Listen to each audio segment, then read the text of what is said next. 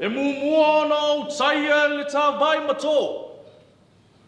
Masulu le tau sulunga e pei o le whetalainga i le sao papa. I le paia o le nei tai au. Matoe sau ninga o le whetalainga o Taupoufa'i. Moevalē Seve Fuimaono. I le afio lau afionga le patele. O te tūlai atu i le awa ma le mingao. E whai masui o Fuimaono ma Fuimaono. Safia o loapua ma loapua. Matua o le nei ainga. Ai ale tapuai o le paia. A inga safe nui vau ma Latu tama. Ingoa matua ma sāta le aba. Ma le foi aba. E wala au whaaloalo atu. I lau awhionga pātele. O tai o sauninga. Leo wa atoa le tupe o le whawhau. Atoa lanu. E nua. A whaau. La foto i lau awhionga. Ma le tūpapa ia o le langi. A wale a mataina o toi sauninga o le whetalaina i a Taupoufa'i Moevalē Seve Fuimaono. Ma lau whaalo alo lava. Whaptai.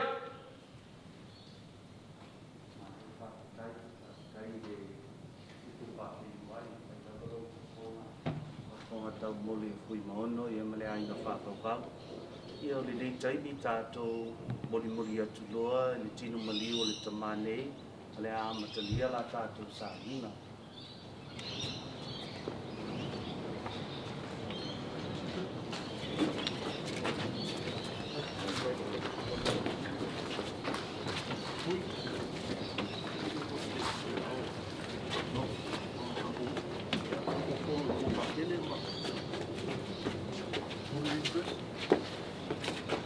Kapupes. Kanan.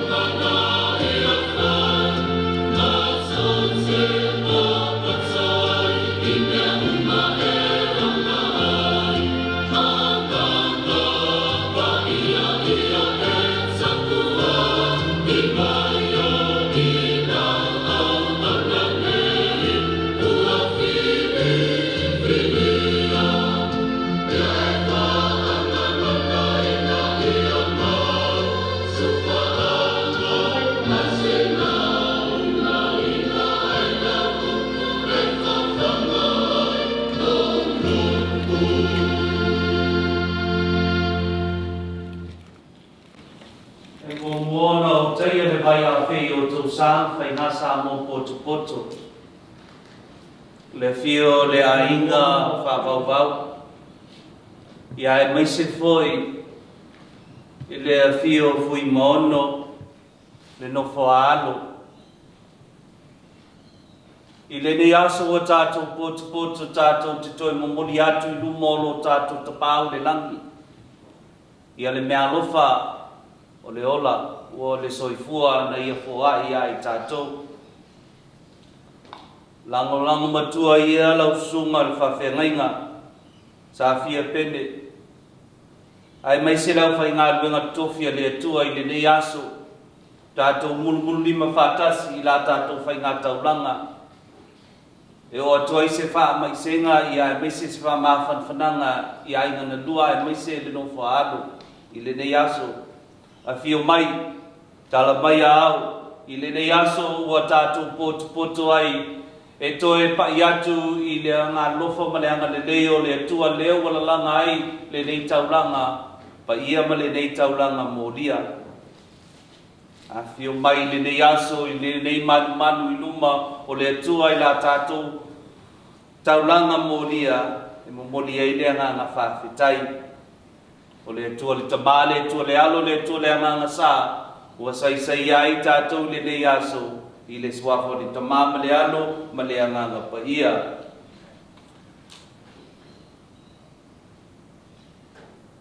E ao, ia I tātou e masangi foi I le tuma le anga le Samoa, ai le molia se la unga pe a matalia te sauninga, e mua na tātou wha maulalo. E mua na tātou whātulou. Yo tātou vaivainga mō tātou se. A vea I tātou e whai masui o le nei tamā, I luma o le atua tātou te I foto ele ai ma tātou tangi atu I lana wha mā ngalonga, I le tele o taimi, o tātou whai o tātou loto ai tu le whinga ngalo le atua. O I o le atua alofa o le atua a ngā alofa, na ia maliu whalawa au luma le kuluse mo I tātou uma o toe so oi le langi ma le lalolangi. Tātou li liu atu I a te ia o le ngā lofa ma tātou tangi atu I la tātou I whonga. O te walau watu lau sunga le whawhia ngainga I a Safia pene I le te talo o le whātu e senga, wha mole. Kia mai.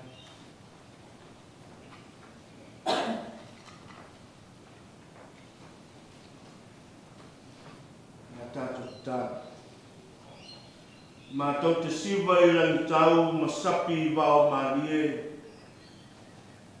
E le atoa tupe I le whao. E le atoa atu I le uwaa I le whātau tainga ma le whātama soali inga I le tangata. E le ngata I plaina I a Taupoufa'i au Fuimaono. A lo mātou wora ngā lurue au whao wau le whoranga I o lang nei. Vea I au e whai masui, o na nei pot patonga I au auna te tai o te tofi, e whātau teira le nei sāminga, Fuimaono ma na mātou ainga. E ai la tau o loo, sila mai moa I upenga te whailangi. Mātou te whaasifo whaatasi I o luma, I le awa I le mingao ma le whaaloalo e te tawai. A wao le sauninga e whai e fua. Pe a whai mātou te le loa o na whaamaualalo I o luma I le nei tai au. O le tangata e le atoa. Ai mātou te whaatangisia lau whaamangaronga. Le mana o lo toto, le tongi ola ma le taulanga e tasi ai e afe le li. Na e toi wha atoa ai le tangata e le atoa. Ina ua pau le loloto le amasala ma le whaaluma ina o le tuinanau o le tangata. Mātou te whaasifo ai o luma I le whaaloalo whaamule mole. Whaamangalo le I whonga lau whanau. O ani sa sēni a leu, o lape o le sāwalinga, o lau au auna o lewa e a ami le soifua ma le ola. Mātou wala au whamule mole, tāwhi mala le whainga malanga, whamangalo i ona tiute na le ato toa ma ona whaima. Mātou te tālo whamaina i lo toto, a ia tāwhi malala na whainga malanga i le ainga. Tāwhi malala na whainga malanga i te tono o le kale sia o le sa tuitutu ma ngā lulu e ai. Tāwhi mala i le awhi o anga e maise wō ma e masani mātou te loa o le oti o le muta anga lea o le soifuanga o le tangata. Aia mātou i loa o na whaamaua lalo i o luma i le awa ma le whaaroana. Whaamangalo i mātou e o soifua ma ona pea. Whaamamaina i mātou i lo toto. A wā o ai ea se la talata atu i lo maunga pa ia. O ai ea se alua e le maunga oe. Wana o le ua iai lima mama ma le loto i mama. Ma le ua le naunaulo na loto i le mea whātau wa. Ma ua le tautala wha ole i ate oe. Whamangalo i mātou le ne tai au ala i suafa o Yesu Keriso. Le li o le ola o le atua o le manu mano. E ala i suafa o Yesu mātou te tāla ma wala au atuai. Amen e amen.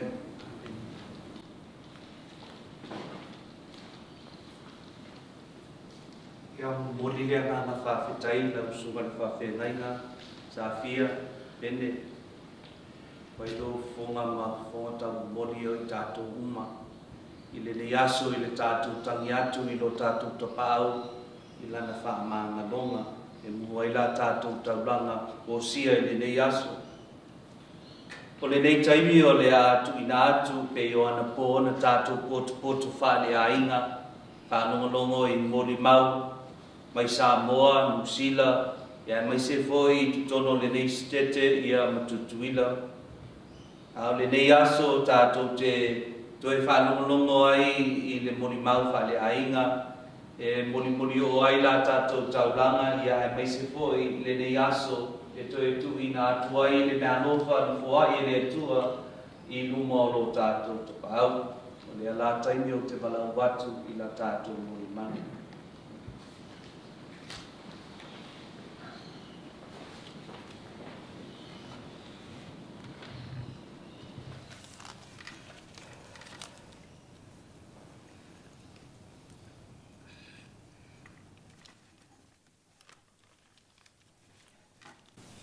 Swafa mani malo Keriso. Te whaatalo whaatuai le awhionga ia pātele Morris Thompson. Whaatalo whaatuai le paia la silasi o ainga ngalua. O wō mai masani, ua mawhai o na moli mawina, e toi sauninga, a Taupoufa'i. Moevalē Fialelei Seve, Fuimaono.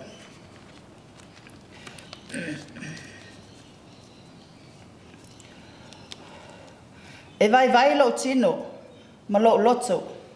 A o le atua o le papa ia o lo loto, ma lo tofi e whaavau.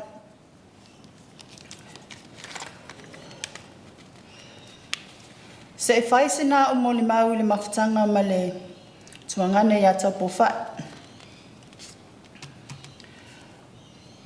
O Taupoufa'i Moevalē Fialelei Seve Fuimaono. Na whanau i le asolua sifulu ma le wha. Masina sifulu. Tasiiva li matolu. Ai wala awina o ia e le atua i le asofa masina e fitu. Lua afe lua sifulu tasi. O na mātua o tamasau ma Fuimaono atanoa Safia auwenga. Fuimaono i salani lava. E to avalu o na oso, ai to alua o na tua whaafine. E to asifulu malitasi i mātou. E ulu matua, Fuimaono po valu. Lua Taupoufa'i Moevalē Fialelei Seve Fuimaono. O ia lea walu neila na whainga malanga. Tolu Fuipo, wha Fuimaono sani, luna 5 tauwawa, ono Moevalē Fasiota, o le taine lea, fitu au talavo, walu Safia viki, iwa Fuimaono mafa, se fulu lua pua whawai.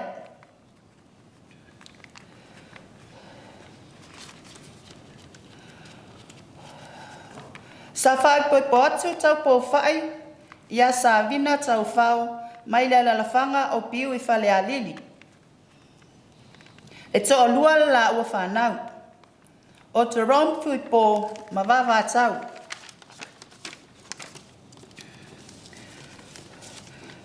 E to'atolu ana grandkids. E lua tama tasi le teine.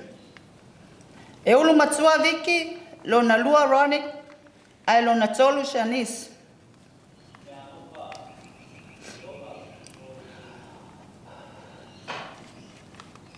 O Seve, o le tangata mua lea o le matou whanau o umatua. Na mua lava au mai e whalaa, ma Fuimaono pati I New Zealand. E sau e whaingaluenga, ma sa ili atu se lumanai mo umatua man matou ainga.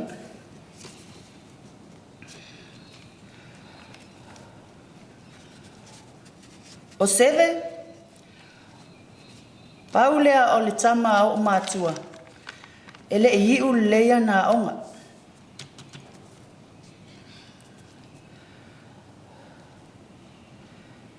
Ele ia onga foi ona ia I se a onga le tu malo po le college.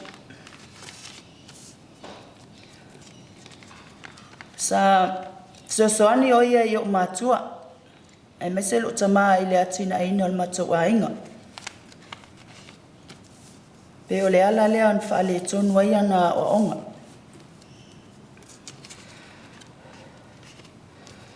O le nei tuangane, o se tangata anga malu, loto alofa, se tangata I le tauta so. E nofo lava.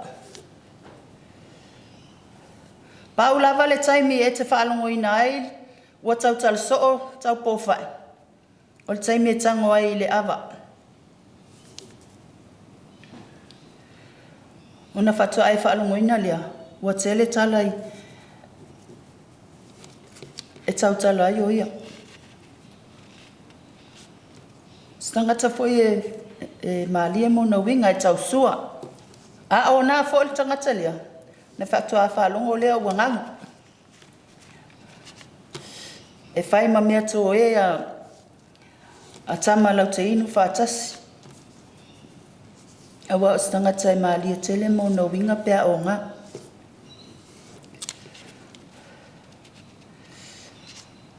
Ina ua mu mai Taupoufa'i I malponi man nofo ai malona talii to o lua malwhanau.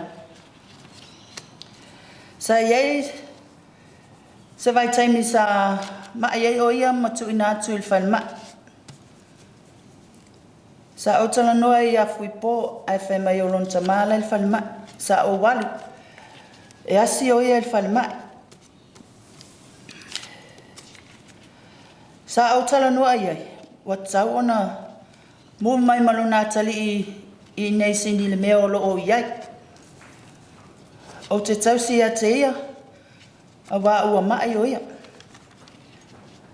Ao lana tali, se tala noa ia fuipo. Sa o tala noa ia fuipo, o le tali a fuipo. Se ia o Christmas, tau sanga len tēnei. Wo whiu wha tali Christmas, e leo mai lava, o toi vidi lo ia fuipo, o lea me o tau leo mai e. Ai whai mai, sei uma lisi o Latu whale ia Eulogy. O na o mai la ia lea o whatu ia wale lei. Na o mai Taupoufa'i le whai unga o Iuni, o na matu nofo lea. O se langona fia ia te ma ua malwhanau ina ua o mai Taupoufa'i matu te nofo leanga. Ua leva o na vina la whanga. E alo lofa tele la whanau ni tam. Wa ato le mato fia ua o mai mato nofo. Sa tau si e le whanau. Whai uma mea e mana o hai. Ai peta I ane. Na pupu ul maftanga.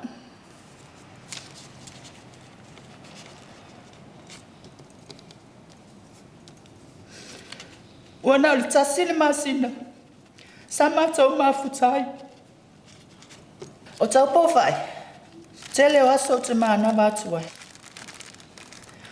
o lai whaatali mai lava la mea tau ai se i o manava atu o na whai whaatasi leo le matou me ai le fiafi o whai atu iai o lai me whaatali mai fualua me tau ai ati au ai le whailua me ai mai nulo whala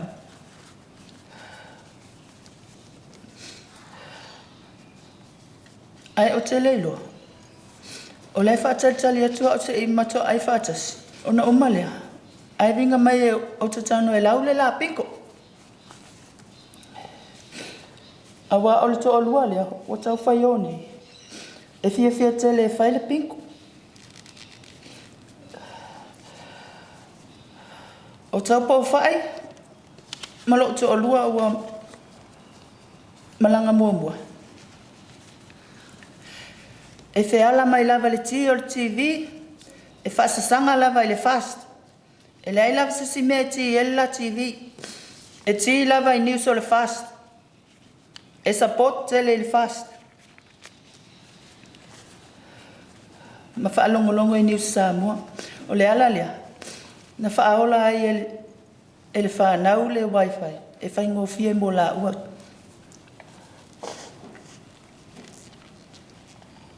a lele upe ana whaaola atu e tamaitil le wifi mo la ua a le utau whaio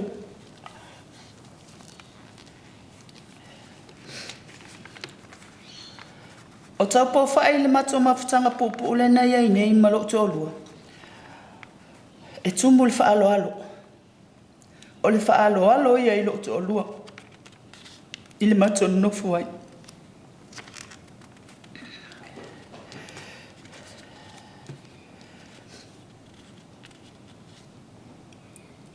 o te iloa le fia o Taupoufa'i. Pea whaalongo mai e ese sa utala, pe sili atu sa utala e whailo to olua. E tilo mai a te au, o te iloa leilo na le fia.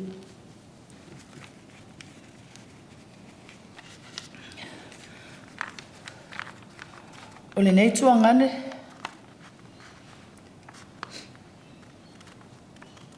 e whaangalunga tāu na winga. Se tasi o aso na o mai ai. O lunga iai potu o le matofale. A o lalo, e ele potu sa no foi o ia, e whaingofia ila na savali. Se itulou i le parfum. Ai peta i ane le na aso na o mai ai. Wa o te il tu i o fai tu o lo potu. Ai wa o atu lava i lunga le stepu tau etu atu lava le stepu. E alua te fasili atu po o maia. Sa o fai atu ia. O la mea wa e saua i lunga Moimoi.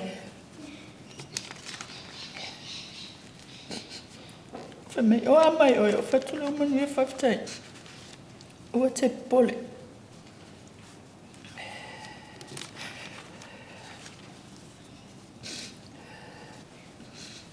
Na umalota e alu ilalo. Sa maningi o lo e mata i lunga no moenga. Ona. E le mawhai ona savani i lunga le stepu au alu atu lava. E asi atu a ulo potu.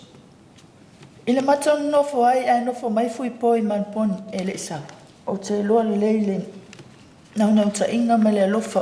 O Taupoufa'i lo nā tali i. Ona o lo nofo na ona ia i manponi. O isi la fiafia o te iloa lei, o lo o alulo na mawhauwhau lo nā tali. O na uwhai atu le ia alen, Vili te Rome, se itala noa i ei a lon tama. O na whapenale o na whai e alen. Sa o toma whai e whaafia lo na mawhauwhau. A o maton no whai, a wa o te iloa lei, o lai alulo na mawhauwhau i a fui po. E na ona ia la wano fu mai malponi. A le wo mai umu.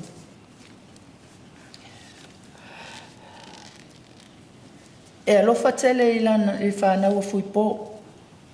O se tama le nei tuangane. Se tama alofa. Se tama ngalue. to anga lotu.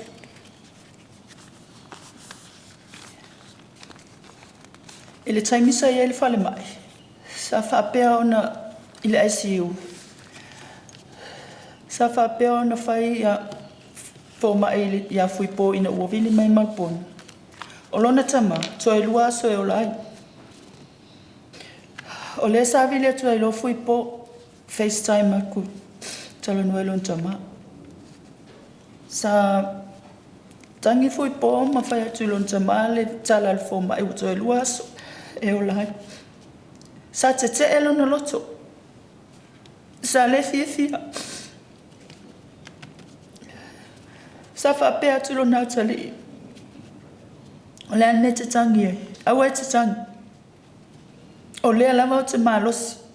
Awa e te whaalongo i tala fōmai. E le pule fōmai le ola. O le ola le li. E pule le li i le ola. E le pule ni fōmai. Ai lo tele awa te tangi. O lea lama o te malosi. O se tangata e whinau matawivi i ona ti ngā. A o walu watu ilo ni potu o te asiasia i a matua i elfale mai. O te sau whae mo tilo atu i onga ti ngā. O lo tau wivi mai ia. Ai lima whai o na ofisa soani atu i ona ti ngā. A tau pae atu i eilo talima.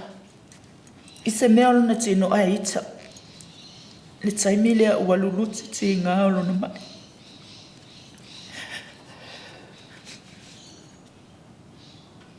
Sa alu atu le fōmai. Ile mapotu mana o tama whai mai. Ile tae au wa atu le breakfast. Whai mai mātou te tea mai ile afiafia alena, ile aso lea. Sa alu e langa whai ngamalanga. Sa maa ua tatala noa mana o tama wa mafiafia o la mātou wa mai whale ma Taupoufa'i.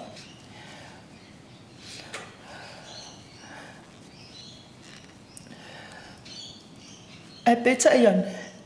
Wo toe atu e baktu le lunch. Ai whai mai atia. A uma le lunch.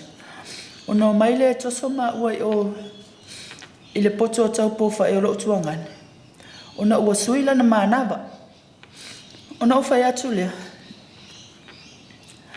O mai le toso a utaimine i o. Ai whai mai sei uma lunch o batu le ai. Pa mulmule ave sa wa utaimine. O me fa ela utala. Ua laki lo fa ate ave a utaimiana. Se manu o tele mo wa lo tuangane. Sa saulo le nesma ave a o le potu. E o atu le wheelchair la te toso ia. O va ia to la fa fa mailan ta o le muenga. Sa o so ela le male wheelchair o sa valia tu o fa Taupoufa'i. O vai le Moimoi o na la ngut. O la ina te whaalongo ina lo leo awa le mawhai o na tautala mai. Na o le Moimoi o na la ngutu lau te ilo atu. Sa o wheloa ai atu ilo na ala whau.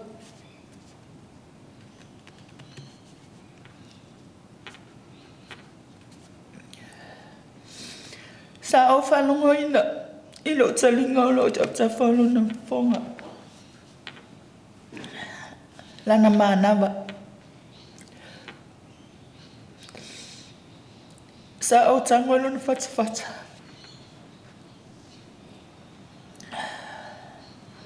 Ai peta ai wale ai sona.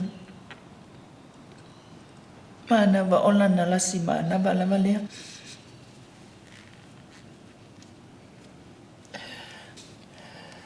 E o atu lau tama. Te prawa una watoso atu. Ua alu Taupoufa'i.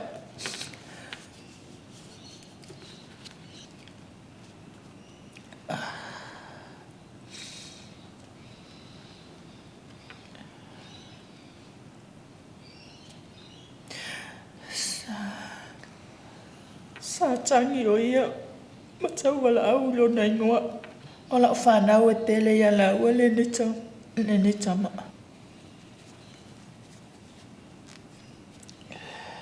Ina ua umona ave o ia ona whatu ama o mai lole il whale le fiafilea. A wasa atu umatu o mai whaatasi il whale le fiafilea. Ai peta ia ne ua aluna na whaina malanga. Taupoufa'i. Whawhtai tele. I loa lofa. Maloa ngalei. Ia te au mal whanau.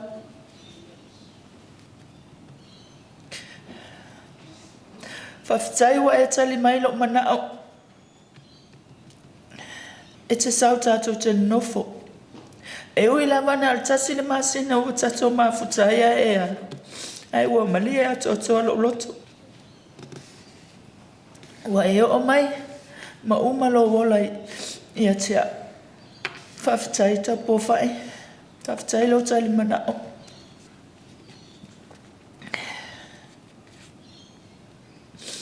Ai sau ia ina alu lau whainga malanga.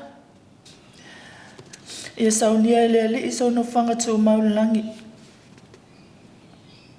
Ma to te alo whatele mo oe.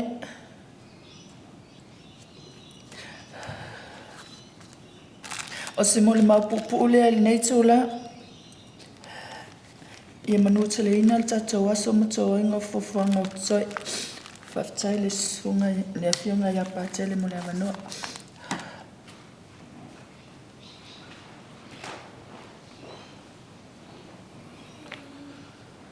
Whamalo whawhetai, Fuimaono mawha, I le sauninga po o le whau. Moli mau mātango fie. Talo whai ate oe le tina, ua tui whaadua lo whatu, ono le walau pai a le atua. Ai mo moli le anganga whawhetai a wā, o whai oe ma whawhonga o na i o uso, ia mai se na i o tuangange. Moli ele anganga whawhetai, ma le anganga whamalo. Tu mai i ele upu na o moli ele tina nei a mawha e whailea ma la tātou. Ie o le atatala, i le nei aso ona o le nei sauninga pa ia. Ua tātou whanongolongo la, I le moli mau, pa le ainga, o le nei taimi, ia, o le a tātou. Ma whau to isi ai, I le anga le lei ma le anga alofa o le atua, ia I tātou, I le mea alofa o le nei tama.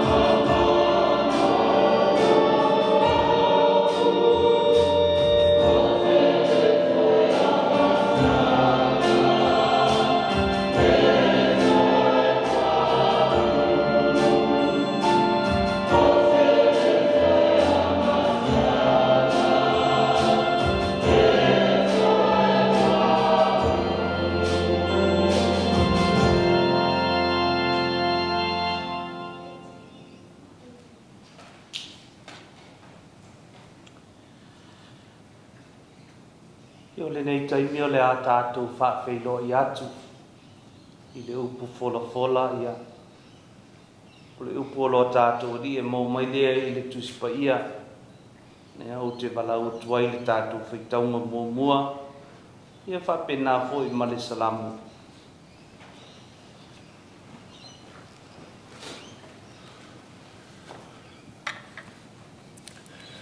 A reading from the Book of Wisdom, chapter 3, verse 1 to 9.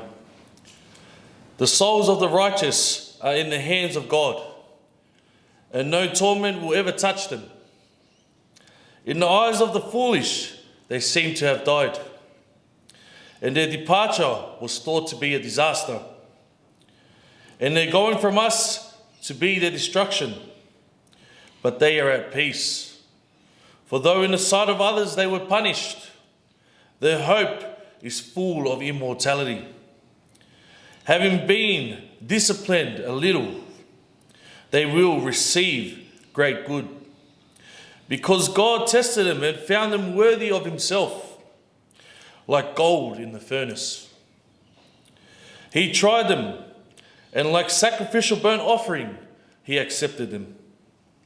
In the time of the visitation, they will shine forth and will run like sparks through the stubble. They will govern nations and rule over peoples, and the Lord will reign over them forever.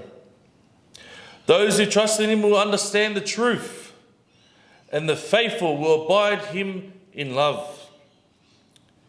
Because grace and mercy upon his holy ones, and he watches over his elect. The word of the Lord.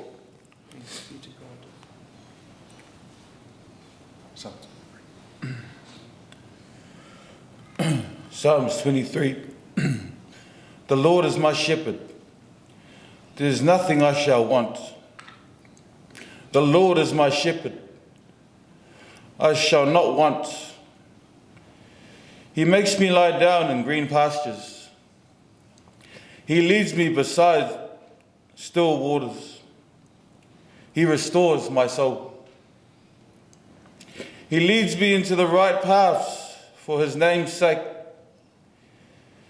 Even though I walk through the darkest valley, I fear no evil. For you are with me. Your rod and your staff, they comfort me. You prepare my table before me in the presence of my enemies. You anoint my head with oil. My cup overflows.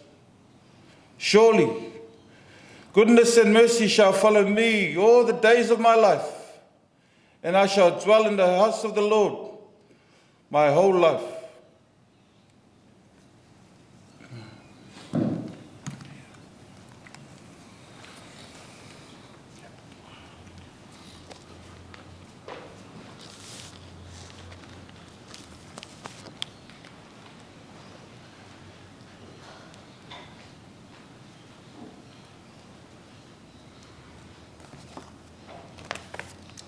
Paula tu lau sungai ke fiu mai fai kau mo evangelia.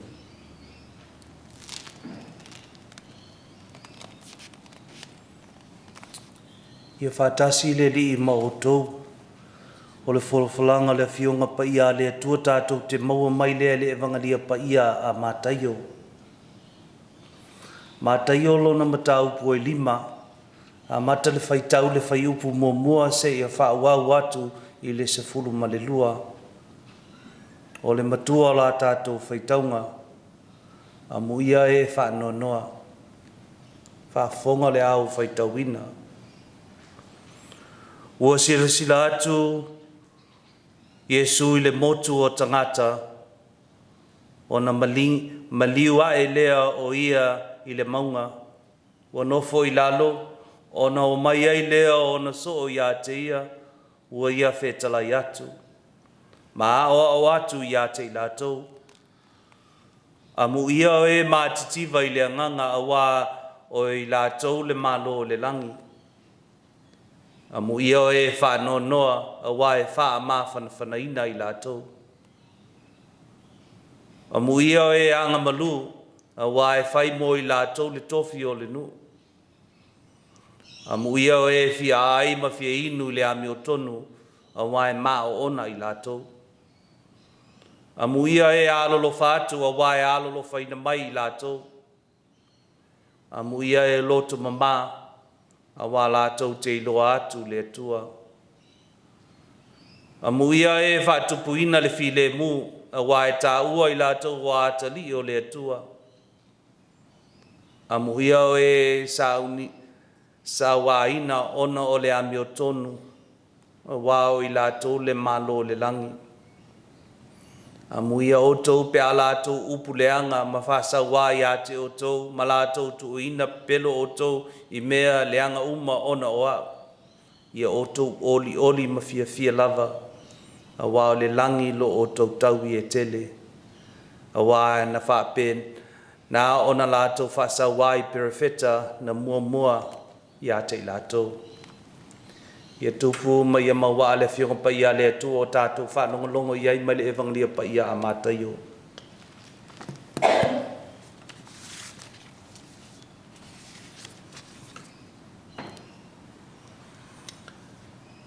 Le nofo a alo, le awhiwhio Fuimaono, ai whapea le pa ia o ainga na lua whanonoa. E whaasino ia salani whale alili. Tulauna oe le ngā whatasa. Ngā whiwhio mai Fuimaono Moevalē tutusa. Susu mai le asi olangi o le sawao. Ngā whiwhio mai sui fuiva o le matua ali. Ka whio mai tupua ma le aumanga o atua maana tulauna le ainga sa tane a vai o le ali I mau o whale o polu. Tulauna lo o tau ainga sa te leava ma lo tau wha matua o tufua I o foia. Ue le whainga tau le o langa pe a motusia se mafutanga whale ainga. O le nei tae au a tātou poto ai. Whale ainga e si whātasi le vi inga ma le whawhetai. I loi mata malingi ma le anganga whanonoa. Ai la langa I lo tātou whatutua le mea lofa.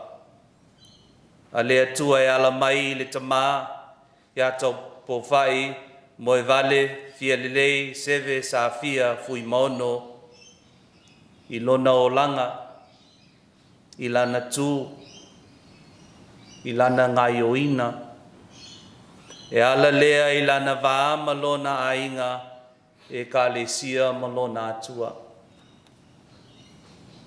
O moli mau po la unga e whaia I whaleala wa singa whape nei e tofu ai le tofa ma le whautanga.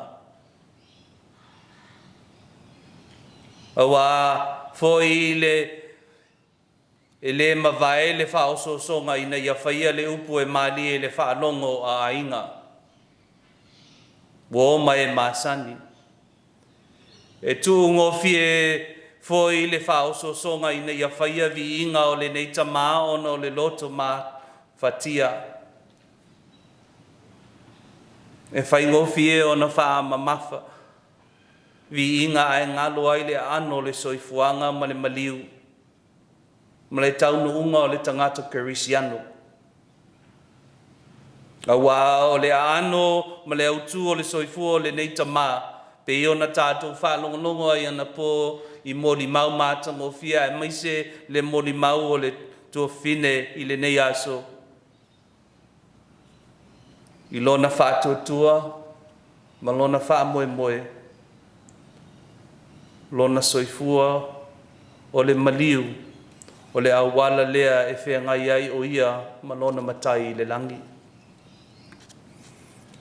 I le nei sauinga whale ainga ua whaasino lea I la tātou talitonunga whaakerisiano.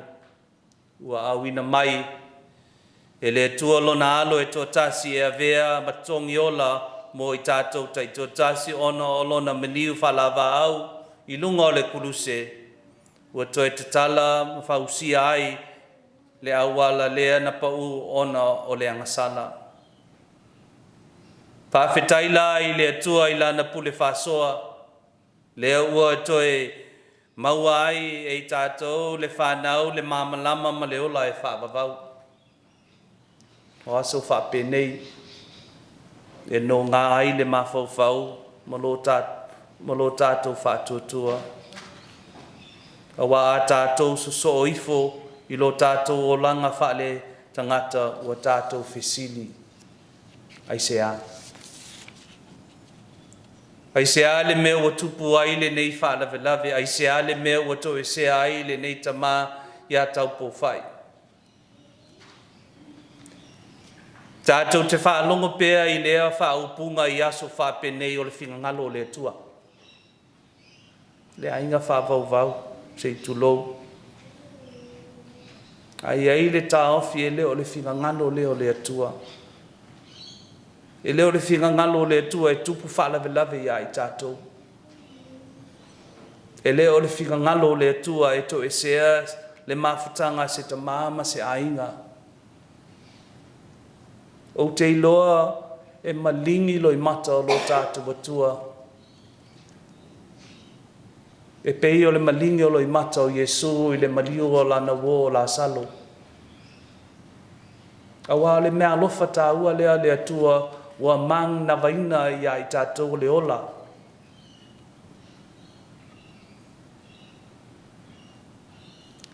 I oe o lo tātou tapa au e pule le ola. O ia e wala au ia i tātou. Ai le whinga ngalo le atua. E to e sea se mawhitanga ia i tātou. O aso whapenei e lu i tau ai lo tātou whātuatua. O aso whapenei e aoina i a tātou tala sa pai ma le anganga whawhitai le mea alofa. A wā le ola na whoai e lo tātou matai mo i tātou. Masi o tātou ai ngai ala le mea alofa o le nei tamā. A wā lo tātou whamoemoenga ma la sāwalinga i le nei lalulangi o lo tātou whātas te sia lea i lo tātou lumoni. O le langi lea mo lo tātou atua. I le nei tae au a tātou poto nei i le whātua ma le tali tonunga i le ola e whāwawau. I a tātou pulu lima whātasi i lo tātou talo whāwhitai. I a manuia le whainga malanga a le tamā i lona matai ma lona atua.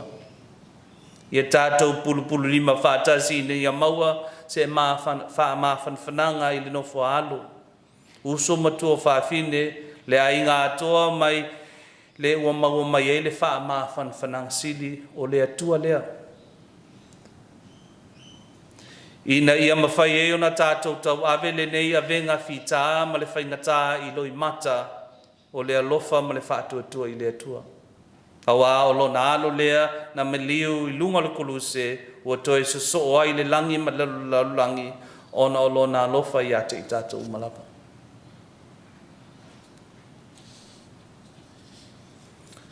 Before we conclude today, I'd like to say a few words in English.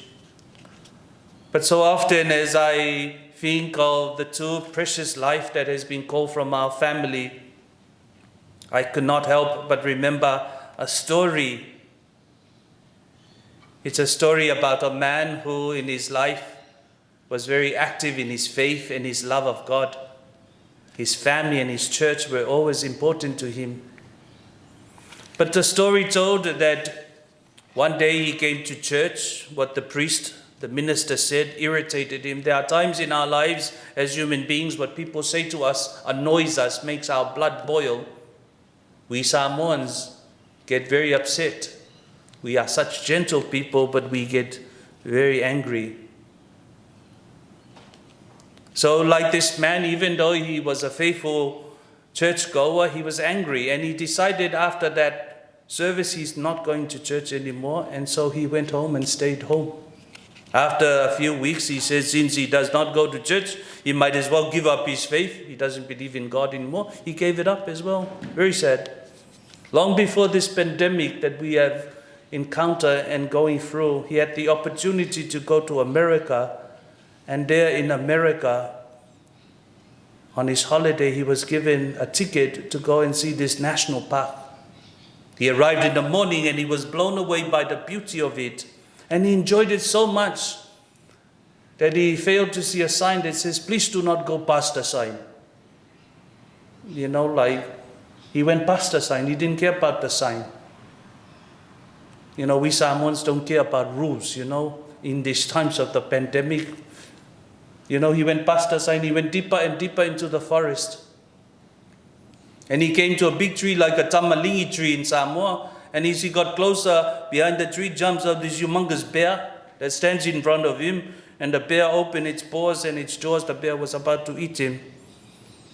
And he said to himself, in mind and out through his mouth, God help me. He says, God appeared to him. God froze the bear. God said, what do you want?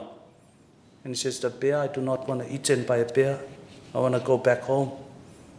And God said, why you call to me at this time? Pulol fala vela vala au mai.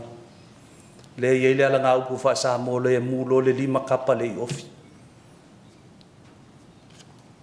And he says, please help me. Why don't you turn this bear into a Christian? Make this bear go to church.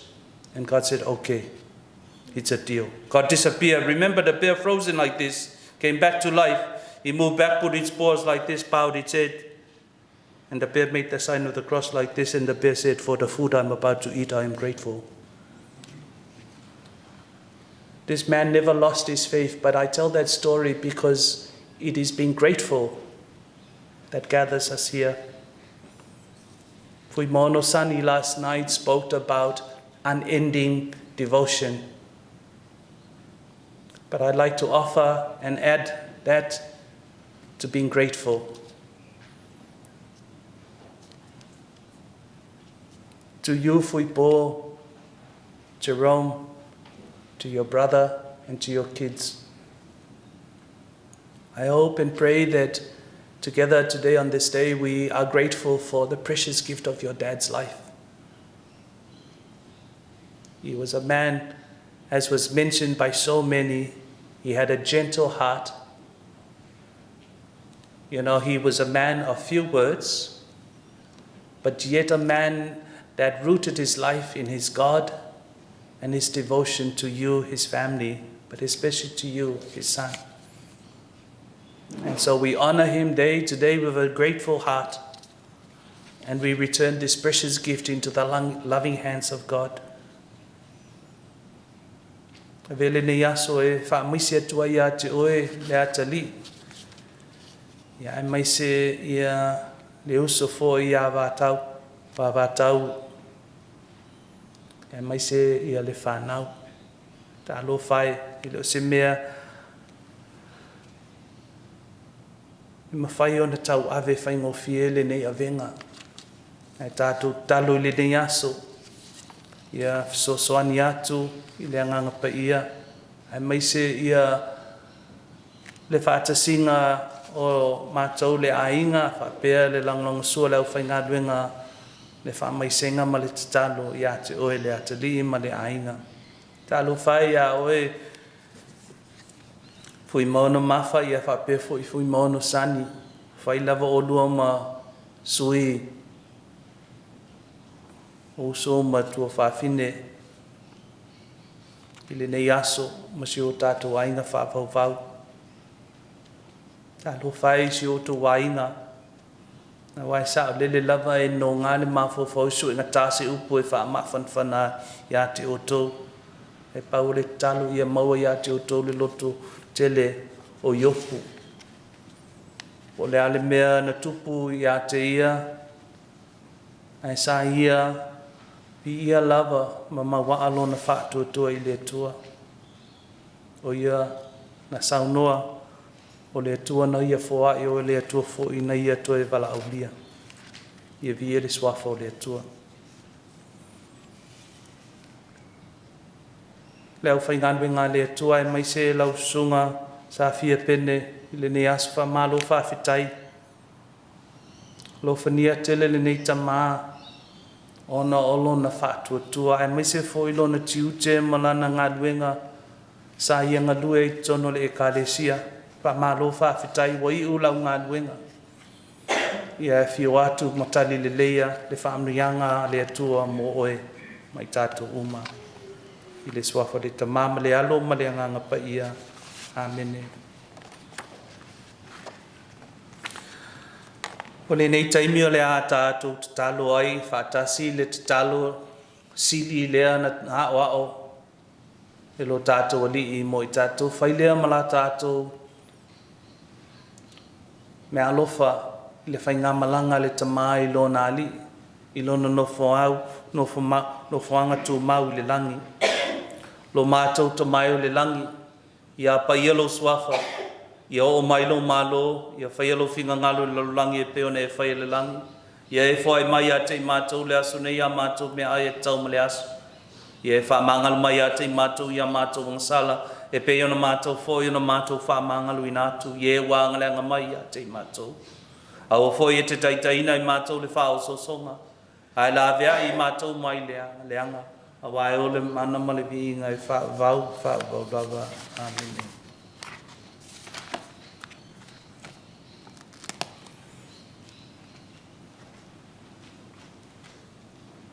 Tātou o mai la tātou sāninga e whamawai atu ai I le neitama le a tātou toi whaidonga ai ia mesina ai mai se le aso na papatiso I nai o ia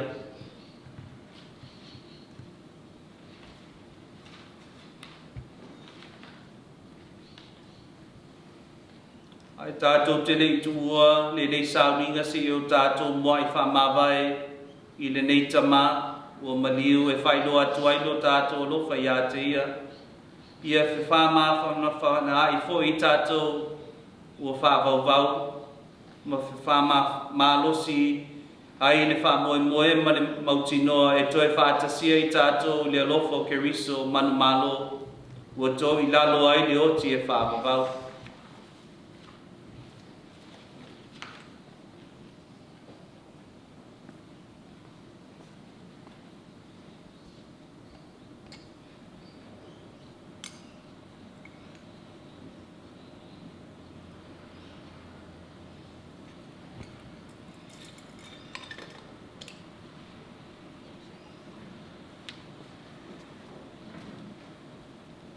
Nei taimi tātou te sausau ai lona tino.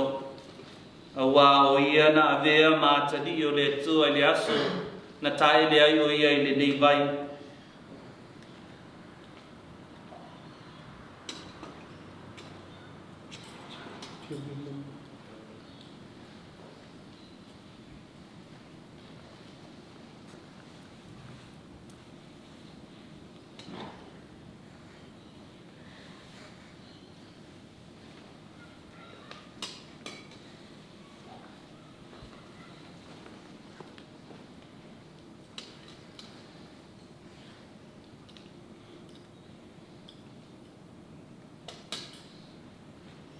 Latu, Fuimaono, Safia, Fuimaono, Sanu.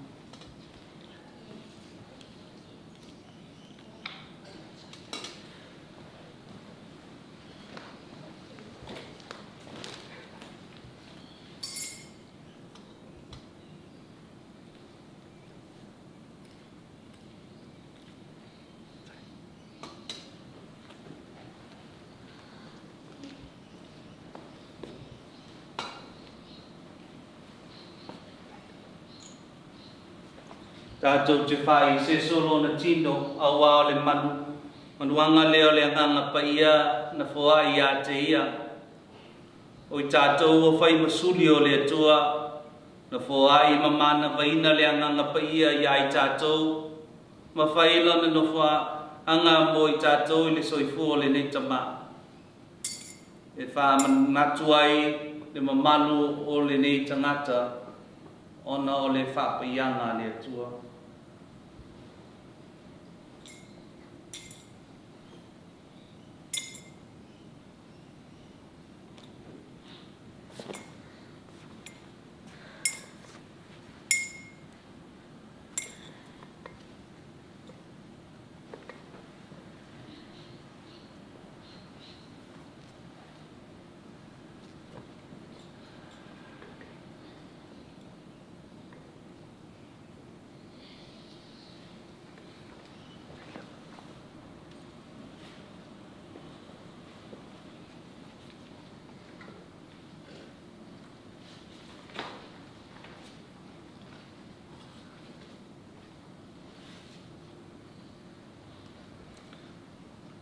te wala watu, i tātou tali nei tālusanga, e tolu o le amumuri atu i lumo le atua o le tali, le alie, i e manutua e pei o le fuefu ma le lefu i mātou, e pei o le mutia o mātou waso, e pei o le funga o le vau.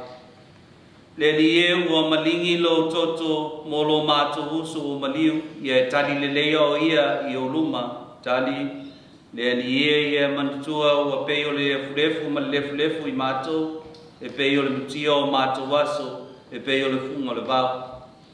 Ia alofa fua mai ma alofa muti vale mai le li, e tele ngese lona to sa, e tele fo i lona alofa, tali, le alie ia manatua ua pei o le fulefu ma le lefu i mātou, e pei o le mutia o mātou waso, e pei o le funga o le vau. Ia tātou te talo. Le tamai o mātou tuina atu lo mātou uso i o wau. O mātou tau fifoi e te toe e whātuina o ie le asu ngā tāna whātasi mai Latu uma ua mali liu i a Keriso. Maolo ia whātasi ma Keriso e whāwawau. Le li e whāwhunga mai la mātou te talo. I e tali le le ia lo mātou tamale le uso i parataiso. Ia whema whama whanwhana i fo i mātou i le whātutu o mausali. Mātou te whtaia i uma i a Keriso i le māwhtanga o la ua whio whātasi mo lo mātou uso e whāwawau. O lo mātou o lenga lea e alatu i a Yesu Keriso, lo mātou walihi. Amene. Ia whamanuia le tua i a te oe i lau whai ngā malanga. Ma ia whaifu mai langi le nei whamunianga ma le nei whapaianga. Ia i tātou umalaho i le nei aso a inga poto ai maise le nei tamai le swafo le tamā, ma le alo, ma le anganga paia. Amene. Ia le ai ngai whaavau o le nei taimi ma le nei tu lao le a tātou muli atu. Le tino maliu o le tamā nei la tātou saunginga muli le tunga mau. Ngai velo leo e muri ele nganga whaawitai ma le nganga whaamalo. Ia i tātou uma. I tātou mumoli le nganga whaawitai. Awa le aso le nei o le nganga whaawitai. I le tua i le mea lofa o le ola na ia fuai mo i tātou. A whea fo i le soifuanga le nei tamai e lui tau ai tātou i le anga manu, i loto maulalu. Ai mai se ia lo tātou whātua tua pei ona ia la e ai, ma ia tau tua ai lumo le tua tono le kalesia. To you, Jerome, and the family, but especially to you, Mafa and Sani, our sincere condolences to you. My heart breaks, just to hear and to experience, for so often and so long that your family have got a double blow, in these times of sadness. So let us give thanks to God for the life that is given, but let us also remember that God has them now in His keeping.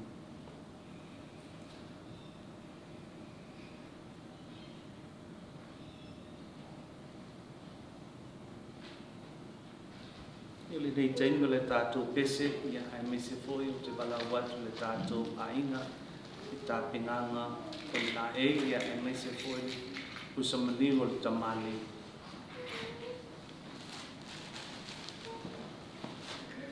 Oh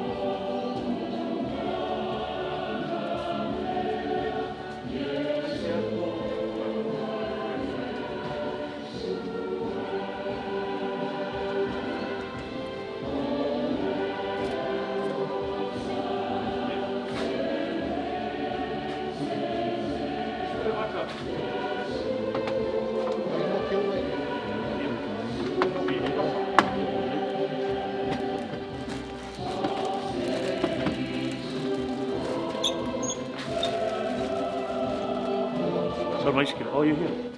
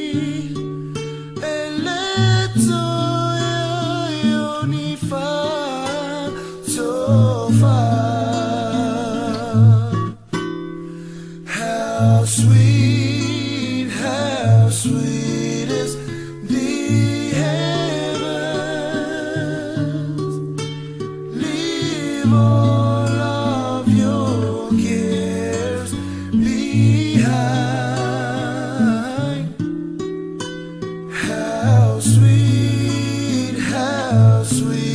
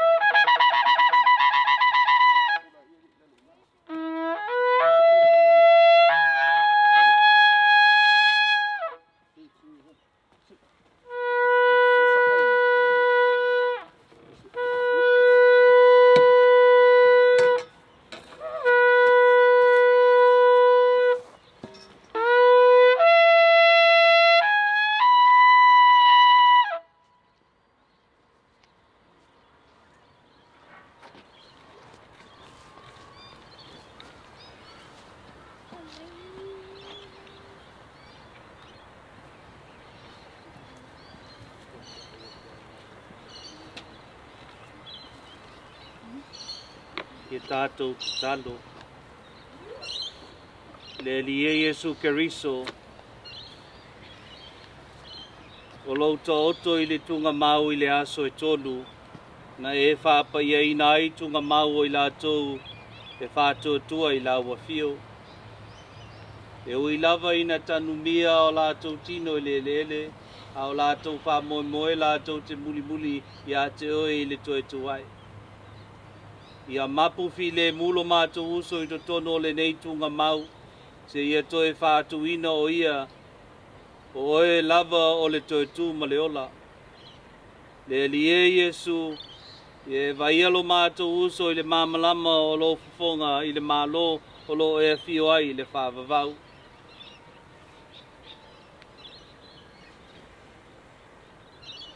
Ua walauina i le atua, le nei tamā, na i le nei o langa. O le afoi ua tātou tuina atu lona tino i le lele na whaia ai o ia. Na mua i toe tū Keriso ma i tātou i loa ua toe whātuina e ia o tātou tino anga vale. I le whāmamaluina whātasi ma ia. O lo ua tātou tuina atu ai le anganga whāwhetai i le atua i le nei mea alofa. Ia tali le leia, le nei tamā ma toe whātuina lona tino i le aso ngā taanga.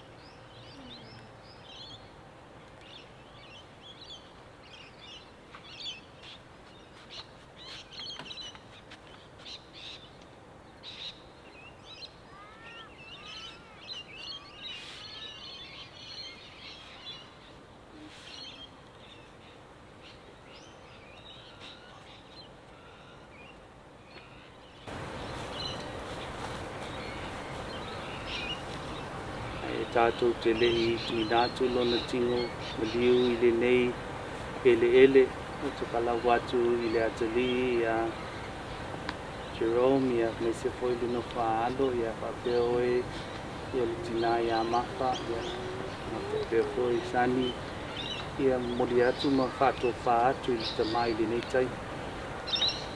Invite you now to come and say goodbye before we lower this bucket. This is the bucket. Watch out for your friend, Taupoufa'i. Bye, Papa.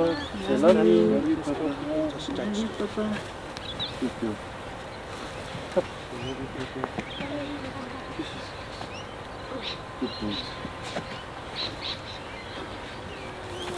Good boy.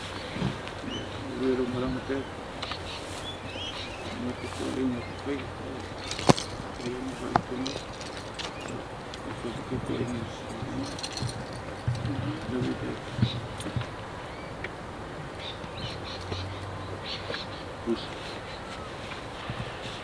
Ya, para, naman dia lah pengen melanggar.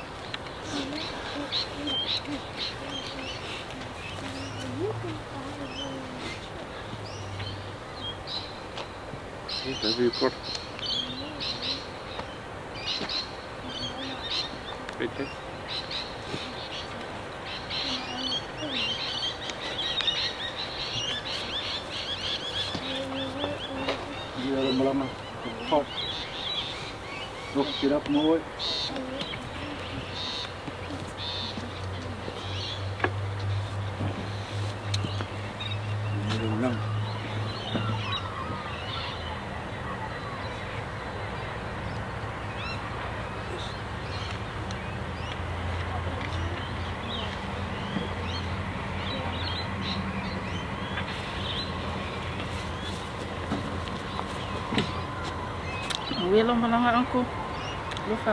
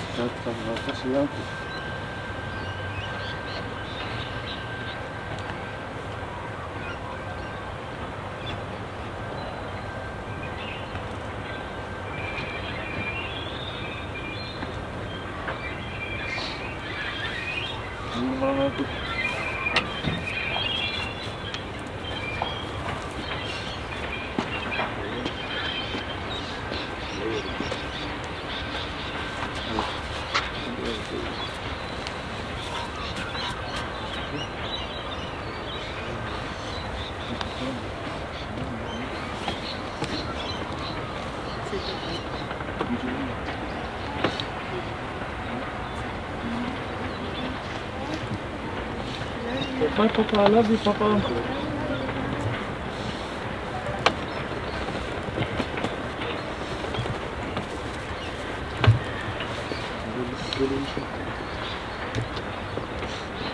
Seve manila malala.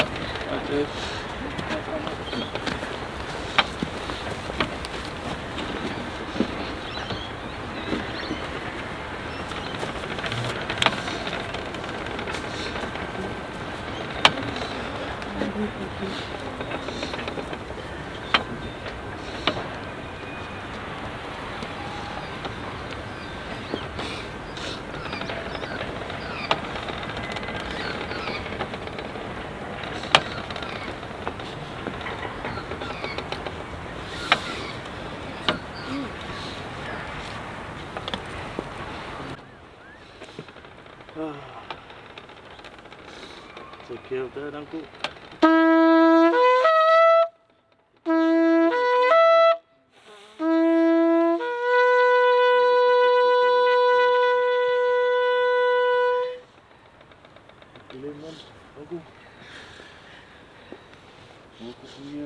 Dad, Paula.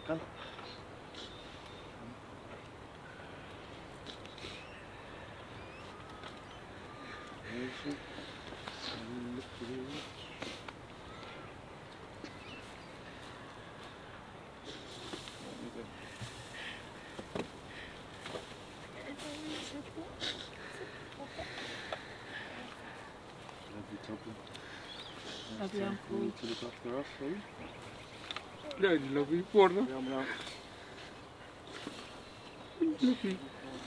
Ia la atu le avanoa lenei le suga le faapeagaina e aiua ai la tatou sauina se Taupoufa'i. Tatou whai talo. E le mawhai e upo o le ngangana o na o tufia loi mata o le whano noa. E ulu mata fo lau pe anga lua ina e le mana o lo wanganga. Ia ai o loto mo fina ngalo wanuti momoia. O na o lau wala au le liku. Le ngata ia te Rome, ma le whanau, mamatau, tina le ainga. O matou ainga o tangi maiala i Samoa, ma New Zealand, ma so te tafo le lalolangi. Aia Fuimaono mafa, ma Fuimaono sani, ma le matou ainga, matou moli mawina le tuina atu, o le tino, o Taupoufa'i Moevalē, Safia Fuimaono, ilo na nofo anga mau. Whawhitai mai ana nafi o mai le ni aso. Matou whalongo ina le pai mai o lo mawhana whana nganga paia. Moni ai upo lau a fionga amu ia e whano noa. A wā e wha mawhana whana ina i lato. Whawhitai le ngaruenga whita lau a wauna patele. Le tāpenanga o sauninga ma mea uma. Whaamanuia le atua. Whaawaulo o nganga e whaamawhana whana ma whaamaise. Whaaloto tele isi o mātou waina. Ao le nei tae ao ma le tui nātu o le nganga o lo mātou tamā. Ao lo na tino i le lele. Mātou te avatu ai le vi inga o le whawhetai ate oi. Au wao le ala fua o e whata oto. E iai le aso i te wala awina ai mātou. E peo i latou a mua atu le lao ai. Ma le whale apitanga o e saunia mo e whatu atua i ate oi. Whamanuia ma whapolo au. I ne aso e maise o mātou ai ngā uma. O lau au na o le sa taitai matui matangioloi. Whafoe sauninga o si o mātou tamā. Ai maise o i latou sa tofu sao Fialelei. I Moimoi pe ona iai lo mātou poto fatas. Iai lunga ia te i mātou umalava. Le manuia o e le atua tamā. Le alo ma le mawhitanga whai pea ma lo wanganga paia. Nei se o i le whawawau. Ai alua o mātou tatalo ma walau atuai. Amen, ma amen.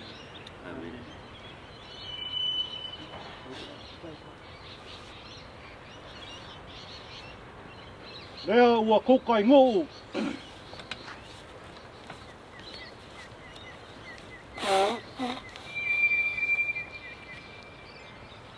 Lea ua kukai ngō. Ma lamba ma ngaia. Whaivo le langi.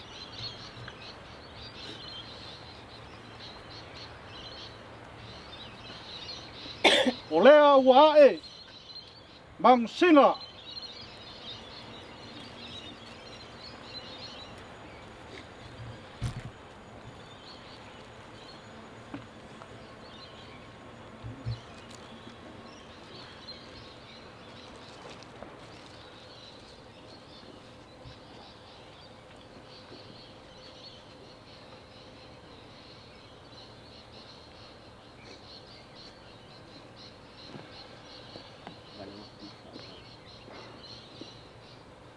Wau ku ngai le ku. Ai o ke lilia o ngo pisanga e pe le upu i loko fanga. I le ko sau mar ko la sau. Lawa fianga pa kele. Ua fa kai fa malo. Mar ko fa so fa le kua. Se kai bio i luma o akse leo le ngai ku. I lau ngalwenga safi kai kunga ai lau o fionga pakele. Ai ave ai le ngai leo. Pai ma fonga kau moli o le ainga. O ke wala au whaaro alo akuai lau o fionga pakele ma sa mo pok.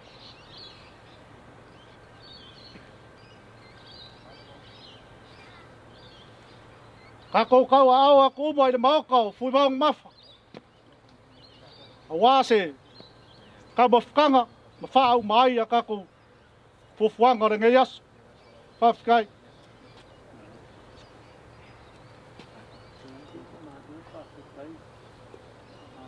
Espai la vado pung ka muli alai doa oi.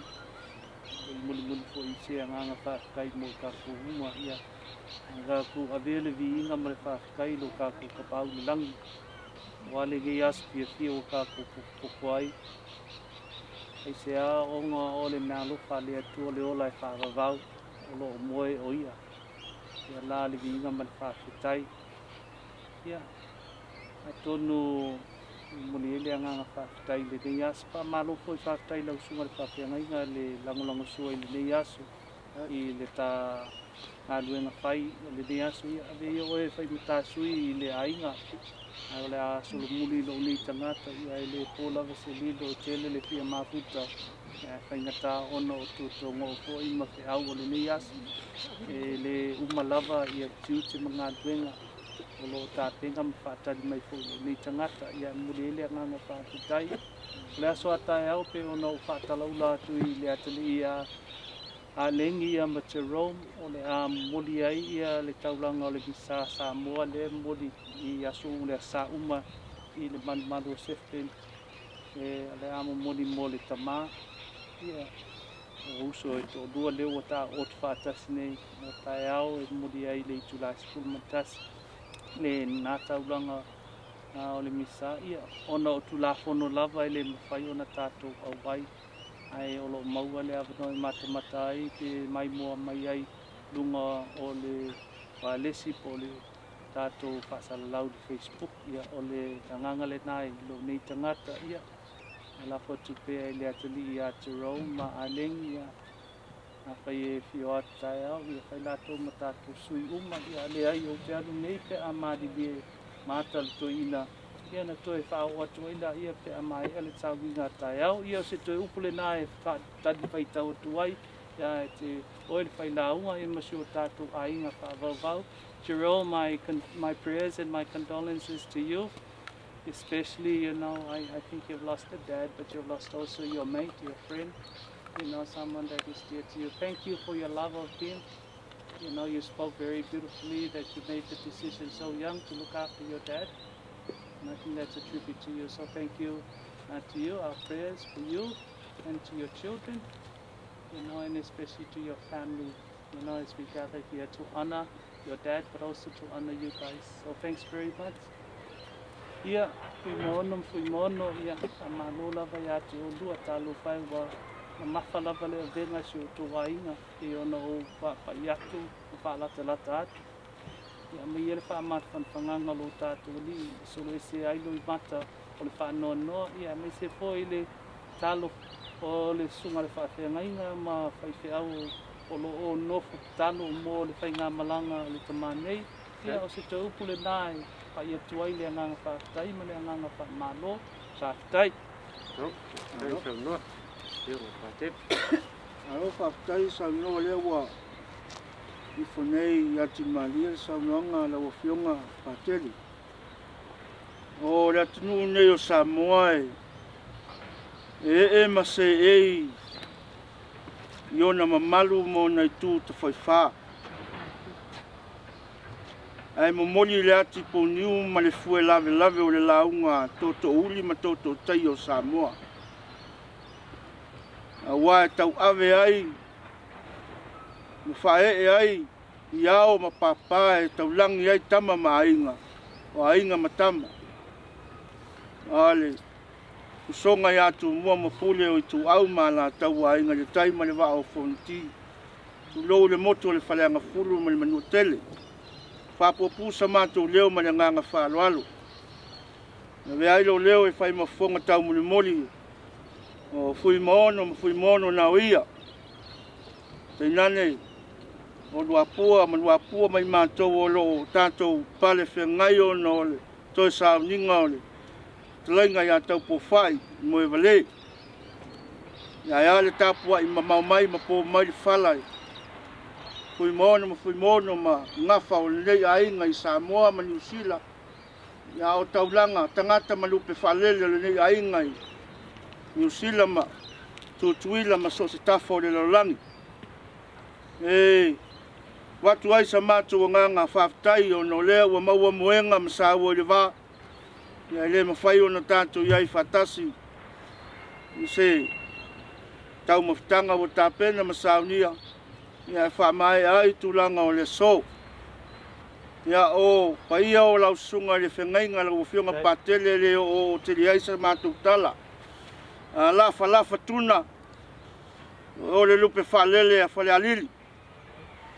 Ia wale paia mangulunga le su o patea. Ia o le lala tama o le alo le tuatang loa. Ia wale su o le fonga le vai o alo mali e toa. Ia le ngafa na tausi. Leo lau tōtou whā. Walo loto lua e lala ni maota. Ia maisi o ilai ua. O e leo le maota o le ala taua. I tu au ma la taua. Ia le maota tauave. Ma le malai. Ia e pola pui a wale no fua. Manu Samoa. Loto i whalo le Manu Samoa na mātou whapea lea. Pa io sa whenu i vau. Ia neo wa taoto. Al mamalu lea wala la ngafa mala o nofo atu la fale male tauanga ese a fale alili. Tasi lo ta fale, tasi lo ta ete. O i tau o le ainga. O na u whapele le nganga whalo alu. E tau aina o se mea tau ai muma vea e pe o le tala i whalanga mai a Samoa. Le ase. Tau mawhainga vai whale a wa, o le tala le tonga mamanite tamali i. O whalo alonga e masangi o na tātou tiua i aso whapenei. A o tātou fua le tā i taimi. Ma le vai tau o le soifuanga o tātou iai i whamai. I o nou whapelea. Moli atu lau whata mali lea. E lima sa lau tā la. Oi. Te pasese leo lau sunga, lau ofionga patele. Whaafitai le ngaluenga mai ea. Mea uma le tāpenanga mai ai aso na nafi o le nei aso. Le tāpena ino le upu fola. La ngona le nei ainga le mawhana whana ma le pai mai o le anganga o le atua. I le ngaluenga whita. E le tauia e Fuimaono ma nei ainga. Ai paua o lea. Tauia le atua whaatu mo le utu. O leu pasese lea. E toru afe tā la. Tanuai o lea wa. Sa ua le vā, ma ua le whalongo. Tātou te auai ono nisi o tua ngia o ngā luenga le atua. Mori atu lau tau mawhitanga. E lima sa lau. Ia le mawhai ona whangalo ina fia isi ona vau. Whaftai ai onu. Ele lau na whau e ana. A ua tau le pau o tā ua le uso. Tulou, suafa. A wale tau fio sa yo no, ma le aingo sa le au pesua me tole fua ma lo Latu tausu. Le malu ni whale fitu ma le matua o tau au. Nei oio le toto le ava. Le toto le manino e maua uma i fasko. Ala, panatu sesi tu, le ngalea e, fio mai to mata. E maua i upo fasa moa e, sila le toa e tanga i lata. O nou whapelea. Wana o se tau mwhainga vai.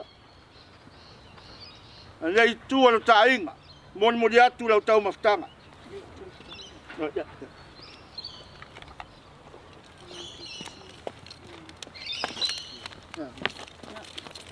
Lau tau mawhtanga.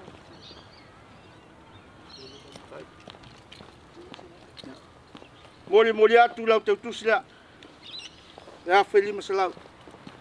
Ia le awhangata mai ai sa mātou leo. Tau ina ia alofa ngia le atua puli tele. Wa ule apa i le mautua o le ngangana wale.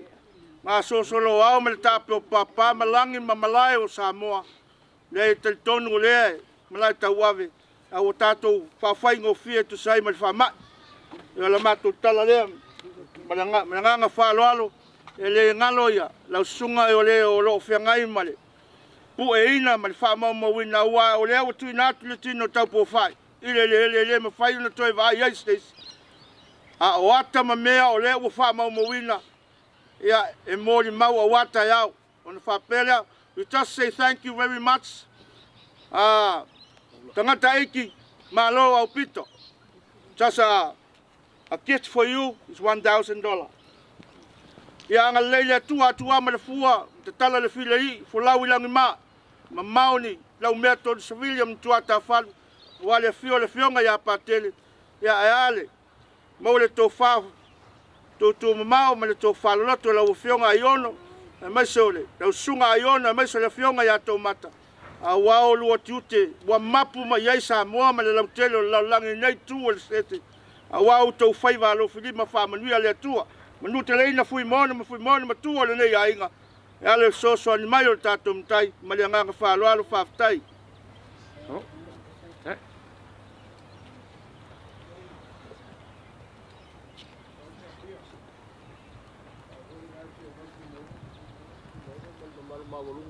Nga kao sisi kuunga mla ulu, e saula ia. E o lea fio aku pakele, uma foi nga saungo aku pakele ia, feo i o le langi. Apa lolo laku ko au mo le laku saungo anga ia ua uma ka ko upa. Apelea, o le maau le so, o lau wha alo mawalunga ia pakele mo maku kakaka i o ai ia, wa e mangaku ange ai. Ale maku kala i le so, a fai wo kou fo ai. Iafe foi fa mnyanga le kua mfo ia kule ngai kua le kako ai. A le afo se awa nganga le kau i le so i lau kou sila ma le kankanga i le kau mfainga. O kingo e ua maali liu mo o le ua mapuaku lo kako ukamai le ngofuanga mau. O le ua ka o kolua ai le seunga i. O le ua uma o nga ave fo i ai le fa mnyanga pakeli. O ua kakalo i le fa mnyanga. O le maku kala lea. Blaulu, Safia, e le koe kele se kala pea ngai fikalai o kau o leuso. A kau e a fasiko a yongo male au pepe. Ia ngā kia fio mai. Ngā a fio mai le pa io safengu i vau male la kukama. E le koe eisa ma kukala e fasilia paulea. O lo kou whaaloalo lea. Kai le whaaloalo. Alo fangia le kua. Ia mo fose ko whapa kele lea. Le wo kaku e ilinge yasu. O le wo umanga saungoa. Ia pea ngu whaeko le kaku kala lea. Uma mavaenga le tunu wa masangia ilang o kangako upu ya eluange a le mali ko mamalu le aka ko fa mua i kamaya feo yo kala le pe fo la sunga la ngai e fia malai ke kai ele kasi se fa munga o le fa munga ile ko ya ke oi fa yo le vai fale fafu yo le ngo fo ya le nga le li sang fa munga pe ila sunga fa fe ngai ya pakele o ko ka ko kala leo le so ma ku ama le fu ngia so ma kala me fa solo le seunga ia le anga le leo le kua i sio ka ko ainga Fuimaono e lo ko fa kupu le so ia le u ma ko fa pe aku ia fa ka kele fa lo e fa ku kumu le tu me fa ngao ngo lo ko wanga le le sui o le fongo ma le ko le malo ia le ma ku kala le fio pa kele le ia mo ngio ka ko waso u fongo koi Pero la tato mai tasi tu sai male saunoanga ayono pa tai mo famanyanga Paula le me nga lai mo koi kadiak ele maso salo Fuimaono matua le yainga o lau famanyanga le famanyanga pa tele le maso salo ai faftai tu sai mal famanyanga ne yasu ya se me wo o yai le fai Fuimaono ya madia fino o Paula Moimoi wa mai le tu e o sial taulanga al fai fonga le o la saulang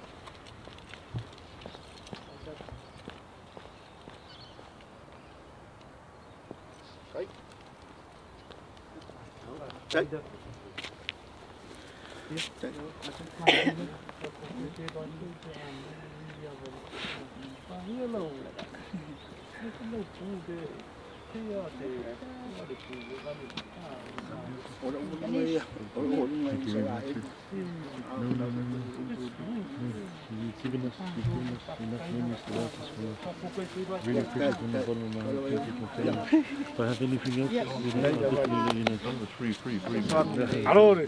Thank you, Paula. Appreciate it. Yeah.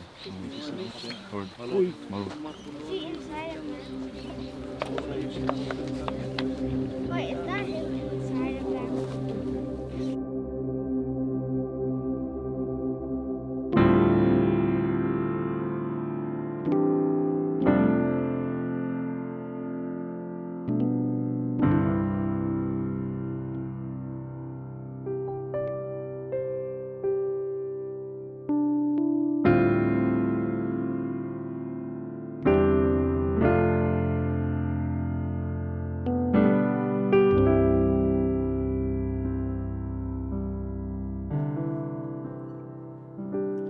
Never thought I'd see the day that the Lord called you to be there by his side.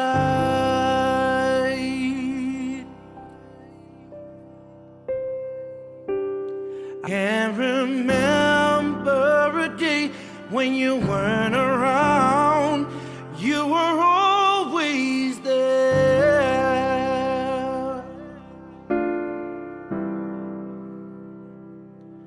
I still hear your voice in my head, hear you laughing, see you smiling in my mind.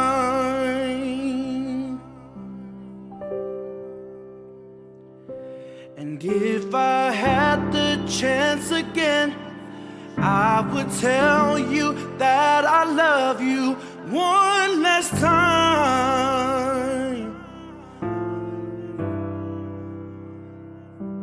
And yet I still can't believe that you're gone, that you're gone. Oh, we cry, we cry,